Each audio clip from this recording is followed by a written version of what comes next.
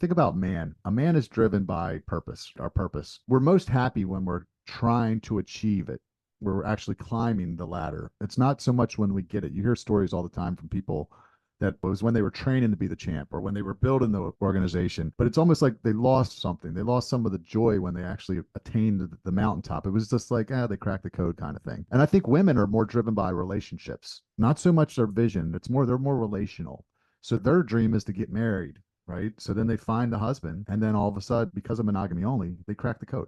There's nothing left to fix anymore. There's no problem left to solve, and which is why 80 to 90% of the time they file for divorce, not the man, the woman. But Monogamy allows women control the narrative. This is one of the reasons why I encourage men who don't want to be polygamous. I know one of the panelists here said he wants monogamy. And I encourage you to, when you're forming your contract, and this is just advice. Of course, every man is sovereign. You do what you want to with your economy. This is advice based on what I've seen over 40 years. Like when you're forging your economy and you want to be monogamous, because that's true, what I call true monogamy, because that's what you want. That's what you want. Not because your wife is badgering you about it, but because you want that. When you're engaging in monogamy, you want to forge that contract so that she will not have the opportunity to prevent you from engaging in polygamy if you ever change your mind, because you're the leader of the household. So say 10 years from now, you may say, dang, we got 5 kids. We need some help in here. So you may choose to get a nanny, or you may choose to have family members assist.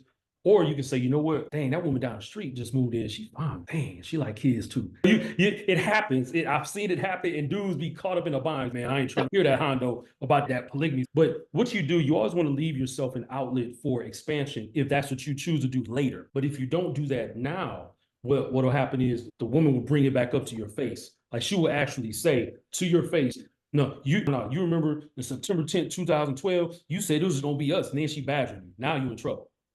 yeah, I think just having that on the table, that it is your right, Yes. that whether you exercise it or not, sets you up for more success in the long term, because it does. The woman knows, number one, it subjugates her, right? She knows she's underneath you. She's not equal with you because you have the right to. And also, is she going to deny you sex? Is she going to gain a bunch of weight? Is she going to give you all this back talk?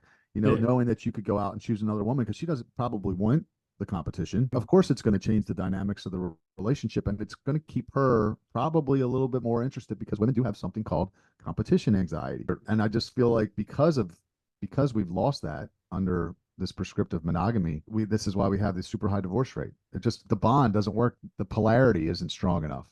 If you're a single Christian man who wants to be in a long-term patriarchal relationship with the possibility of it being a plural marriage at some point, I created a program exclusively for professional Christian men like yourself to help you find and keep a high-value Christian woman for life. There's a application pinned in the link in the comments. Go ahead and fill that out, and we'll schedule a call. I look forward to speaking with you. One of the things, too, that polygamy does, the women who may be watching, I really want y'all to hone in on this. It actually allows you as the man to treat them better because you're not exhausted by all this energy they got coming down the pipeline. Because when women take up a lot of your energy, and if you don't have a meditation practice, if you're not doing you don't have a regimen, you're in trouble. You're going to get worn out, whether you got 1 woman or 10 women. You're going to get worn out. But having multiple women, if you have a plan, you actually, and if someone's asking, would this be draining?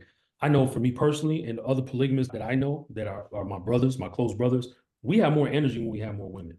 I'm always tired. I feel like I'm years old when I have 1 woman. I'm like, man, don't you got a fine cousin or something? Or, I'm just getting upset. I'm like, come on, Oh man, really? Like just you? And I get frustrated and I get cranky. But I notice when I get that second woman, when I get that third woman, my income always goes up, and it's just things start happening. Things start lining up because. Remember, I'm already in tune with the creator. So the creator supports polygamy. So if I'm doing things and setting things up here in the earthly realm based on what he's told me I'm supposed to do, then it's going to work out. So you actually have more energy when you have multiple women who are on code. Now, if you got some women who are rebellious, you're going to get worn out. That's one of the reasons why I'm my very forceful and militant upbringing, it works because women know, okay, I can't mess with him like that. I've had a lot of women come to me and say, I know I don't meet your standards. I didn't even tell them, for example, that my women got to be in shape. Like all my women got to be, if you thick, it got to be a good thick. You can't be just rolls all over. No. Especially if you're under 40, you got to be in shape. So that's another thing. Just like I have the 2 language rule, I also have a fitness rule. You should be able to put on a 30-pound backpack. If we can't walk 10 kilometers, then you have a problem, unless there's illness or injury. Barring illness or injury, because these things can occur in life, right? Barring illness or injury, they have to be in shape, even if they're older. High standards. The options give you the ability to have high standards, no? Yes, Rob. I'm glad you said that phrase, high standards. Men got to stop trying to, dig into the trash to get women. We don't got to do that. There are 4.5 billion women on the planet, and there are some of them who are not naturally submissive. But when you are dominant, that woman who's normally dominant, she'll submit to you. Most of my counselors are like that. My counselors are but when I come around, they're like, oh, because I'm more dominant than them. So it's actually a false narrative that we should expect all women to be naturally submissive. They're not naturally submissive. You got to bring them in line with your presence. You shouldn't even have to say, I'm dominant, I'm the man. You shouldn't even have to say that. They come around you like, dog, I need to tighten up. If you don't have women coming to you and saying, dang, I got to tighten up, that means you're doing something wrong. That means you're doing something wrong. There's a good time to mention, actually, I have a 10-step guide I put together.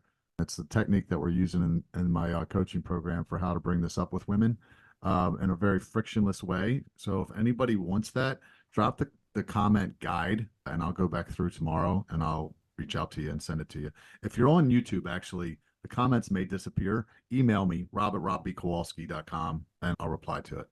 If you enjoyed this clip and you want to watch the whole episode, click here. Don't forget to subscribe to my channel before you leave. And down pinned to the top comment, you'll find all kinds of useful links to my website, my book, and other things.